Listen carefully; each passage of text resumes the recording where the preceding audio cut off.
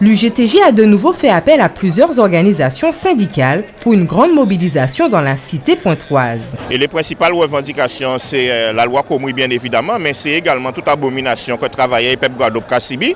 C'est les licenciements, c'est les fermetures de classes, c'est la destruction des services publics en particulier dans l'hôpital, c'est problème à insertion professionnelle à la jeunesse et toute abomination que a fait Guadeloupéen qui a un problème à terre, qui a un problème à de l'eau, puisque bon matin là aussi, il y a des associations à de l'eau et associations à défense à terre qui présentent. Une reprise qui a mobilisé de nombreux militants.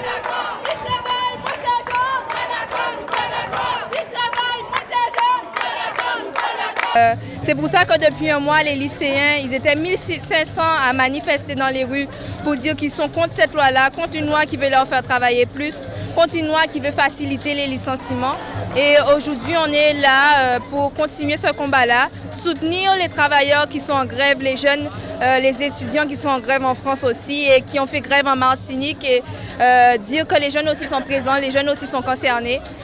Nous aujourd'hui à la FSU on a décidé d'être présents sur le mouvement pour une raison très simple, c'est qu'on constate qu'il y a véritablement une convergence des luttes entre le privé où aucun accord de 2009 n'est respecté et où la situation socio-économique est dramatique et le public dans lequel nous travaillons et où nous avons des suppressions de postes qui dégradent le service public, qui dégradent l'éducation et donc qui mettent en péril l'avenir de la jeunesse. Si une jeunesse n'a pas d'éducation, elle ne va pas pouvoir trouver de travail, déjà dans une situation du travail très compliquée.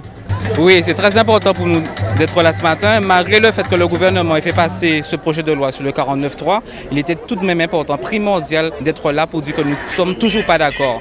Nous ne pouvons pas être d'accord avec ce fameux projet de loi. C'est purement et simplement un génocide du droit du travail, des salariés, de la représentation des syndicats au sein des entreprises. C'est un retour, il faut le dire, c'est un retour à l'esclavage purement et simplement. Nous sommes partie prenante de cette action, simplement parce que bon, déjà il y a la loi travail, que, comme tout le monde connaît, mais en dehors de tout ça, l'UNSA est en majorité des fonctionnaires et notamment à l'éducation nationale, nous connaissons les problèmes qui se posent à l'éducation nationale en termes de suppression de postes et donc aujourd'hui nous ne pouvons rester à côté de ce mouvement.